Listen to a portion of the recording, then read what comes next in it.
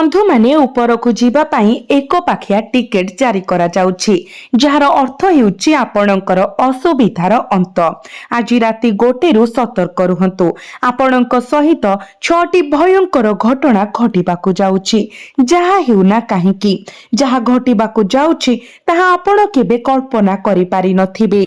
उपरकु ticket कटा जिबार अर्थ हेउछि आपणकर शत्रु मानक पाई, आपणक ऋण एवं आपणक विरोधी मानक पाई। बंधु माने आपणकर प्रत्येक समस्या थरे एवं सबुदिन पाई दूर हेबाकु जाउछि। कांदिबा एवं विलाप करिबार समय शेष होइछि। एबे राजत्व करिबार समय आसीछि, कारण आगामी 24 घंटा मध्यरे ग्रह संरचना एक परिवर्तन आणुछि जहा आपणको वर्ष वर्ष धरी आपणक जीवन को कष्ट देउथिबा बाधा, असुविधा, दुख एवं जंत्रणार मुक्ति करिब। मु जाने जहां पाई आपण आपणकर निद्रा को बलिदान देइथिले, जो व्यक्ति पाई आपण आपणकर धन एवं समय त्याग करिथिले, सेही व्यक्ति जे आपणको गभीर जंत्रणा एवं दुख देइथिले। आपण 90% चिन्ह रे फसी रही थांती। आपण बहुत किछि हासिल करबाकू चाहुछंती, किंतु दायित्व रे बांधी रखी तथापि जी आपणको तळको टाणिबाकू चेष्टा करिथिला से शीघ्र आपणको पाद तळको आसीबो। एही आगामी 24 घंटा आपणको जीवन पाई एक नूतन आरंभ हेबो। बंधु माने आगामी समय आपणकर कष्टर प्रत्येक चिन्ह को संपूर्ण भाବରେ लिभाई देबो। आपणकर सेही लुह दूर होई जिवो एवं आपणकर निकटतर प्रतारक लोक माने जो माने आपणको एक जीवंत शव परि अनुभव कराइथिले आपणक जीवन रु बाहर करि दिया जिवो। आगामी 10 दिन आपणक जीवन रे एक झड़ आणुछि जहा सब किछि उपाड़ी देबो। किछि एपरि घटिबो जहा आपणको आपणकर मूलरु तोहलाई देबो, किंतु जेते बेले सेई झड़ स्थगित हेबो आपण एपरि एक उच्चतारे ठिया हेबे जहा पहुंचिबा पई आपण केबे स्वप्न देखिथिले। तेणु वीडियो को शेष पर्यंत देखंतु, कारण ब्रह्मांड निजे आपणको एक संकेत पठाइछि। भगवान शनि आपणको पई विशेष भाବରେ एक वार्ता पठाइछंती। जदि आपण एहा कोन देखा करंती तेबे आपण लुह सहित अनुताप करि पारंती। बंधु माने मु एक सत्य प्रकाश करिबाकू जाउछि जहा आपणको आपणकर मूलरु तोहलाई देबो। कारण सत्य तिक्त होई पारे, किंतु आपणक पई एहाकू जानिबा अत्यंत जरूरी। एहा आपणकर जीवन एवं मंगल पई अत्यंत गुरुत्वपूर्ण। बंधु माने आपण एक पात्र परी जहा अन्य मानकर तृष्णा मेटाए, किंतु सबु बेले निजे खाली रही थाए। आसंतु आज किछि तिक्त सत्य विषय जानिबा, जो सत्य गुड़िक आपण वर्ष वर्ष धरी निज ठारू मध्य लुचाई रखिछंती।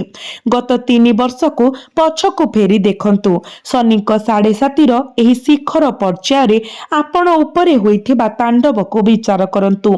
आपण देखिछंती जे आपणकर निज प्रियजन माने सेमानकर प्रकृत रंग प्रकाश करूछंती, जो मानक पई आपण सब किछि बाजी लगाइथिले एवं आपणकर निद्रा को बलिदान देइथिले। तथापि जेतेबेले कष्टकर समय आसिला सेमाने आपणको स्वीकार करिबाको मध्य मना करिदेले। बंधु माने सबठारु गभीर विश्वासघातकता आपणकर निकटतम लोकंक ठारु आसीथिला एवं एहा एक वास्तवता जहाकू वर्तमान आपण चिन्हि पारुछंती। तिक्त सत्य हेउछि आपण सबुठारु बड़ शत्रु हेउछि आपणकर निजर भाव प्रवण प्रकृति, आपणकर सेई भाव प्रवण दिग जहा सर्वदा आपणकर पतन घटाइछि। आपण अंध भावरे लोकन को विश्वास करबा को प्रवृत्त हुअंती। बंधु माने आपण सबु बेले अन्य मानको क्षमा करिसंती, एपरिकी एते थर पछरु छुरा माड़ हेबा परे मध्य जे आउ एक आघात पाई स्थान नाही। तथापि आपण हसुथिले बाथरूम रे एका बसी कांदिबा पाई, केवल बाहर को आसी दुनिया को देखाइबा पाई जे आपण भल अछंती। यह आपणकर जीवन पालटी जाइछि। जदि यह आपणक सहित घटुछि तेबे कमेंट बॉक्स रे जणांतु। ଆପଣଙ୍କ ଭିତରେ ଭାବନାର ବିଶାଳ ଜ୍ୱାଳାମୁଖୀ କଣ କେହି ଜାଣନ୍ତି ନାହିଁ। ଆର୍ଥିକ କଷ୍ଟ ଆପଣଙ୍କର ଆତ୍ମାକୁ ଭାଙ୍ଗି ଦେଇଛି, ସମ୍ପର୍କ ଆପଣଙ୍କର ହୃଦୟକୁ ଭାଙ୍ଗି ଦେଇଛି ଏବଂ ମାନସିକ ଚାପ ଆପଣଙ୍କୁ ଭିତରରୁ ଖାଲି କରିଦେଇଛି। କିନ୍ତୁ ବନ୍ଧୁମାନେ ଯଥେଷ୍ଟ ହୋଇଗଲା। ବ୍ରହ୍ମାଣ୍ଡ, ଶନିଦେବ, ରାହୁ ଏବଂ କେତୁ ଆପଣଙ୍କୁ ସେମାନଙ୍କର ପ୍ରତ୍ୟେକ ପରୀକ୍ଷା ଦେଇ ଯାଇଛି। କିନ୍ତୁ ବନ୍ଧୁମାନେ, ଆଗାମୀ 10 ଦିନ ମଧ୍ୟରେ ଯାହା ପ୍ରକାଶ ପାଇବାକୁ ଯାଉଛି ତାହା ଆପଣ କେବେ ଆପଣଙ୍କର ସ୍ୱପ୍ନରେ ମଧ୍ୟ କଳ୍ପନା କରିନଥିବେ। ତେଣୁ ବନ୍ଧୁମାନେ, ଯଦି ମୁଁ ଯାହା ସେୟାର କରିଛି ତାହା ଆପଣଙ୍କ ଜୀବନ ସହିତ ପ୍ରତିଧ୍ୱନିତ ହୁଏ, ଦୟାକରି କମେଣ୍ଟ ବକ୍ସରେ ଲେଖନ୍ତୁ। ବନ୍ଧୁମାନେ, ଯେଉଁଠାରେ ସମସ୍ୟା ଅଛି ସେଠାରେ ସମାଧାନ ମଧ୍ୟ ଅଛି। ଯଦି ଦୁଃଖ ଅଛି ତେବେ ଏଥିରୁ ବାହାରକୁ ଯିବାର ମଧ୍ୟ ଏକ ଉପାୟ ଅଛି ଏବଂ ଆପଣ ତାହା କେଉଁଠାରେ ପାଇବେ? ଅନ୍ୟ କୌଣସି ସ୍ଥାନକୁ ଯିବାର ଆବଶ୍ୟକତା ନାହିଁ।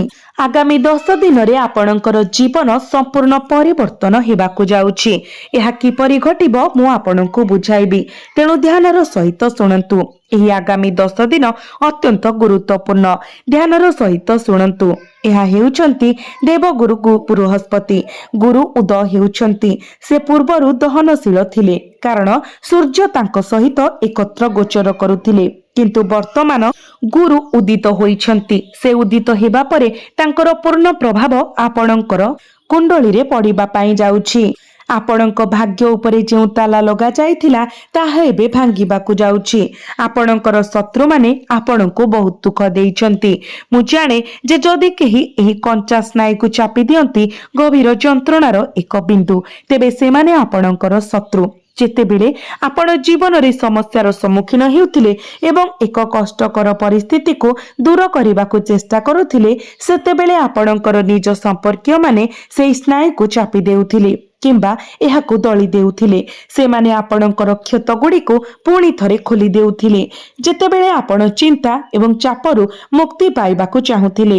ଏହି ଲୋକମାନେ ସେହି ଚିନ୍ତା ଏବଂ ଉତ୍ତେଜନାକୁ ଆହୁରି ବଢ଼ାଇ ଦେଉଥିଲେ।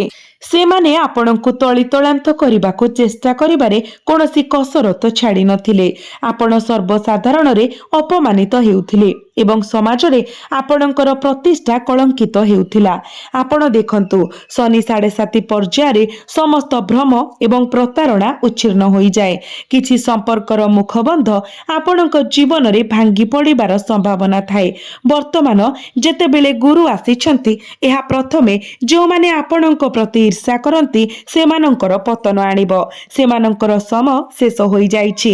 ସେମାନେ ଗୁପ୍ତ ରୀତିନୀତି, ତାନ୍ତ୍ରିକ ଅଭ୍ୟାସ କିମ୍ବା କଳା ଜାଦୁ ବ୍ୟବହାର କରନ୍ତୁ କି ନାହିଁ, ଏଥିରେ କୌଣସି ଫରକ ପଡ଼େ ନାହିଁ।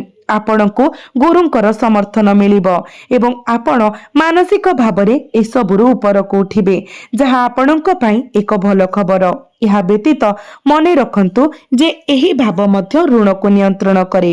ମୁଁ ଜାଣେ ଯେ ଯଦି ଆପଣଙ୍କୁ ସବୁଠାରୁ ଅଧିକ କଷ୍ଟ ଦେଉଥିବା ଗୋଟିଏ ଜିନିଷ ଅଛି ତାହା ହେଉଛି ଋଣ। ଏହି ଋଣ ଆପଣଙ୍କୁ କେବେ ବି ପ୍ରକୃତରେ ଖୁସି ହେବାକୁ ଦେଇନାହିଁ। ଯେତେବେଳେ ଆପଣ ଜୀବନରେ କିଛି ଭଲ ହାସଲ କରିବାକୁ ଚାହୁଁଥିଲେ, ଏହି ବୋଝ ଆପଣଙ୍କୁ ପଛକୁ ଟାଣି ରଖିଥିଲା। ପୁରୁଣା ଋଣ ପରିଶୋଧ କରିବା ପାଇଁ ଆପଣ ନୂତନ ଋଣ ନେବାକୁ ବାଧ୍ୟ ହୋଇଥିଲେ। କୌଣସି ଉପାୟ ନ ପାଇ ଏହି ଡଙ୍ଗାରେ ବାରମ୍ବାର ଚାପି ହୋଇଯାଉଥିଲେ, କିନ୍ତୁ ଏଠାରେ ଗୁରୁଙ୍କର ଉଦୟ ଆପଣଙ୍କୁ ଏସବୁରେ ସାହାଯ୍ୟ କରିବ। ଲୁକାୟିତ ଶତ୍ରୁମାନଙ୍କ ଠାରୁ ଆପଣ ମୁକ୍ତି ପାଇବେ। ସାମ୍ପ୍ରତିକ ଅତୀତରେ ଛୋଟ ମୋଟ ରୋଗ, ତାହା ଥଣ୍ଡା, କାଶ, ଜ୍ୱର କିମ୍ବା ରକ୍ତଚାପ ଏବଂ ମଧୁମେହ ପରି ସମସ୍ୟା ଆପଣଙ୍କୁ ବହୁତ କଷ୍ଟ ଦେଉଥିଲା। ଉଦାହରଣ ସ୍ୱରୂପ ଭାଇରାଲ ଜ୍ୱର। ଏହି ସମସ୍ୟା ଗୁଡ଼ିକ ଆପଣଙ୍କୁ ଛାଡ଼ି ନାହିଁ। ଯଦି ଅନ୍ୟ କେହି କେବଳ ଗୋଟିଏ ବଟିକା କିମ୍ବା ଔଷଧର ଡୋଜ୍ ସହିତ ସୁସ୍ଥ ହୋଇଯାଆନ୍ତି, ଆପଣ ନିଜକୁ ବାରମ୍ବାର ଡାକ୍ତରଖାନାକୁ ଯିବାକୁ ପଡୁଛି। ସାଧାରଣ ଥଣ୍ଡା ପାଇଁ ମଧ୍ୟ ଏହି ସମସ୍ୟା ଗୁଡ଼ିକ ଆପଣଙ୍କ ଜୀବନକୁ ପ୍ରଭାବିତ କରୁଛି। କିନ୍ତୁ ବନ୍ଧୁମାନେ, ଗୁରୁ ବର୍ତ୍ତମାନ ଅନୁକୂଳ ସ୍ଥିତିରେ ଅଛନ୍ତି। ଏହା ସହିତ ସୂର୍ଯ୍ୟ ନିଜର ସ୍ୱରାଶିରେ ପ୍ରବେଶ କରିବେ। ତ ପ୍ରଭୁ ସୂର୍ଯ୍ୟ ହେଉଛନ୍ତି ଗ୍ରହମାନଙ୍କର ରାଜା ଏବଂ ସେ ଆପଣଙ୍କ ବ୍ୟକ୍ତିତ୍ୱରେ ଏକ ନୂତନ ଆଲୋକ ଯୋଗ କରିବେ। ତଥାପି ସେ ଆପଣଙ୍କ ମଧ୍ୟରେ କ୍ରୋଧ ମଧ୍ୟ ବଢ଼ାଇବେ।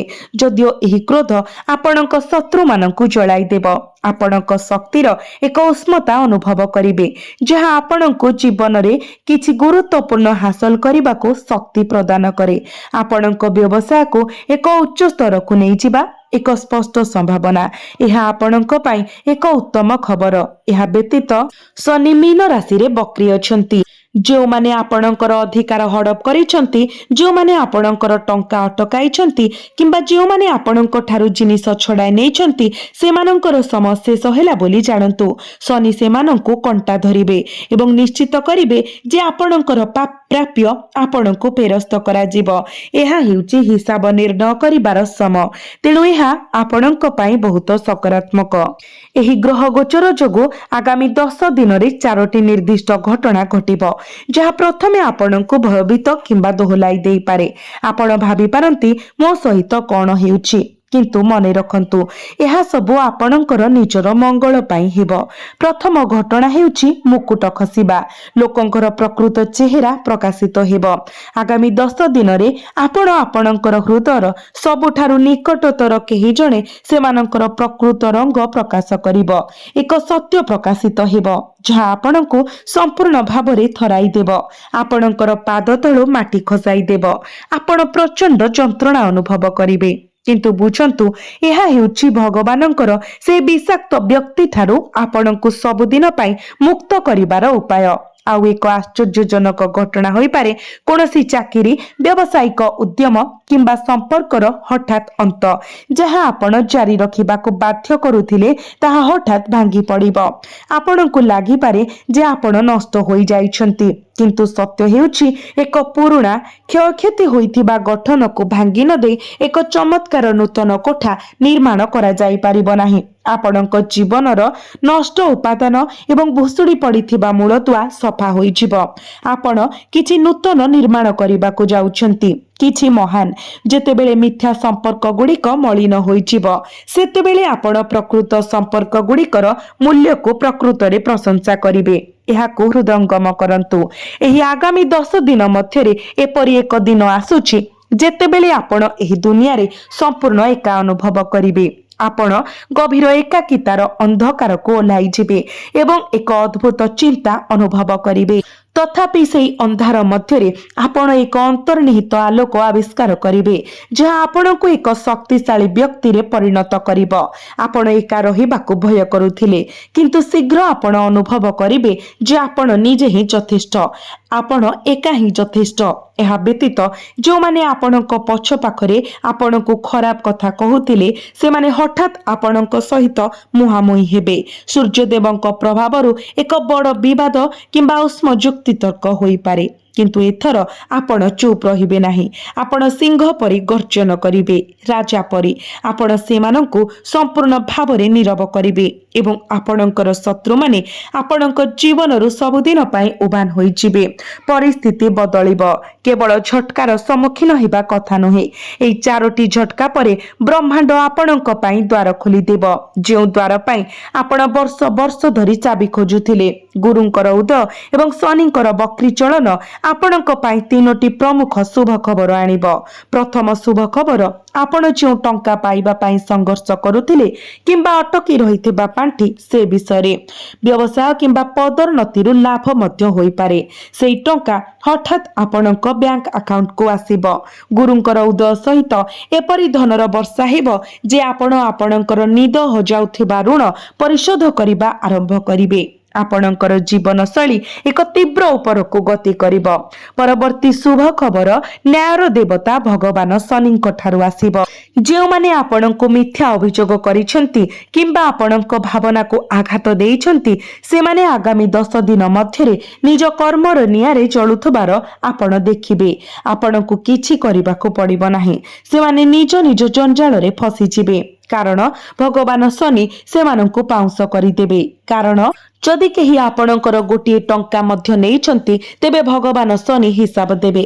ଆପଣଙ୍କୁ ଆଙ୍ଗୁଠି ଉଠାଇବାକୁ ପଡ଼ିବ ନାହିଁ। ଆପଣ କେବଳ ପଛକୁ ବସି ଦୃଶ୍ୟ ଦେଖିପାରିବେ। ଭଗବାନ ଶନି ନିଜେ ଆପଣଙ୍କ ପ୍ରତି ହୋଇଥିବା ଅନ୍ୟାୟର ହିସାବ ନେବେ, କାରଣ ସେ ହେଉଛନ୍ତି ନ୍ୟାୟର ଦେବତା, କର୍ମଫଳଦାତା। ଆପଣଙ୍କୁ ଆପଣଙ୍କର ଶତ୍ରୁମାନଙ୍କୁ ସେ କର୍ମର ଫଳ ପ୍ରଦାନ କରିବାକୁ ଯାଉଛନ୍ତି।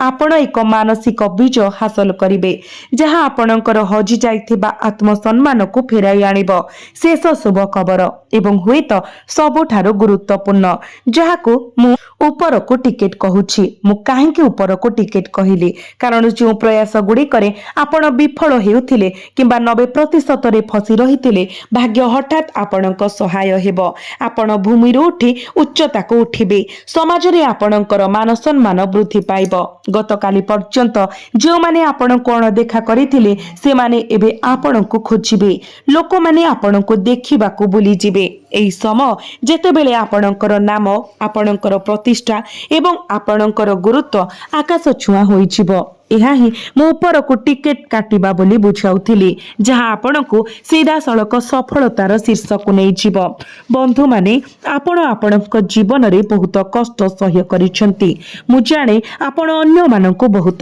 ପ୍ରେମ ଦେଇଛନ୍ତି କିନ୍ତୁ ପ୍ରତିବଦଳରେ କେବଳ ଲୁହ ପାଇଛନ୍ତି କିନ୍ତୁ ବର୍ତ୍ତମାନ ଈଶ୍ୱରଙ୍କର କୃପା ଆପଣଙ୍କ ଉପରେ ଅଛି ଆପଣଙ୍କର ଲୁହ ପୋଛି ଦିଅନ୍ତୁ ଏବଂ ନିଜକୁ ପ୍ରସ୍ତୁତ କରନ୍ତୁ ଆଗାମୀ 10 ଦିନ ପାଇଁ ଆପଣଙ୍କ ଜୀବନର ସବୁଠାରୁ ବଡ଼ ମୋଡ଼ ଯେଉଁମାନେ ଭୟରେ ହାର ମାନିଛନ୍ତି ସେମାନେ ପଛରେ ରହିଯିବେ କିନ୍ତୁ ଯେଉଁମାନେ ଏହି ପରିବର୍ତ୍ତନକୁ ଗ୍ରହଣ କରନ୍ତି ସେମାନେ ସର୍ବୋଚ୍ଚ ରାଜତ୍ୱ କରିବେ ଯଦି ଆପଣ ମୋ କଥାକୁ ପ୍ରକୃତରେ ବୁଝିଛନ୍ତି ଏବଂ ଆପଣଙ୍କ ମଧ୍ୟରେ ପ୍ରତିଫଳିତ ହେଉଥିବା ନିଜ ଜୀବନର ସତ୍ୟ ଦେଖିଛନ୍ତି ତେବେ କମେଣ୍ଟ ବକ୍ସରେ ଜୟ ବଜରଙ୍ଗବାଲି ଜୟ ଶନିଦେବ ନିଶ୍ଚୟ ଲେଖନ୍ତୁ ଏବଂ ଭିଡିଓକୁ ଲାଇକ୍ କରି ଚ୍ୟାନେଲକୁ ସବସ୍କ୍ରାଇବ କରି ଦିଅନ୍ତୁ बंधु माने किछि समय धरी लागि रहितिबा घरोई समस्यार समाधान आपण पाइबे राजनीति रे जड़ित लोकंकु गुरुत्वपूर्ण दायित्व दिया जाय पारे तथापि निश्चित करंतु जे आपण आपणकर खर्च को आपणक बजेट मध्य रे रखिबे कहा सहित विवाद रे पड़िबा एडांतु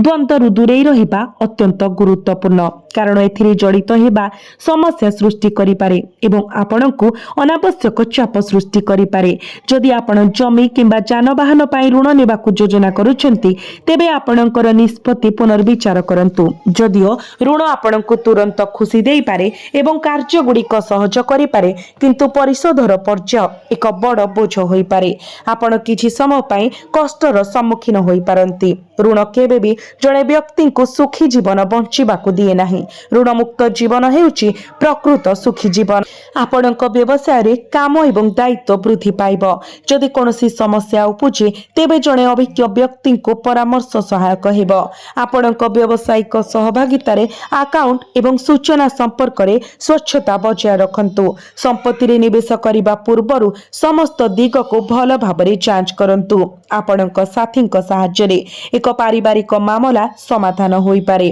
आज आपणक प्रियजनक सहित सुंदर स्मृति सृष्टि करिबार दिन घरे एक खुशी एवं सकारात्मक परिवेश बजाय रहिबो आपण आयर उत्स को उन्नत करिबा पई योजना करिवे एवं आपण एई प्रयास रे गुरुत्वपूर्ण सफलता पाइबे एहा व्यतीत अधिकांश कार्य सहज रे एवं समय रे समाप्त हेबो जहां आपणको व्यक्तिगत विषय पई मुहूर्त मध्य खोजिबाको अनुमति देबो आपण मानसिक शांति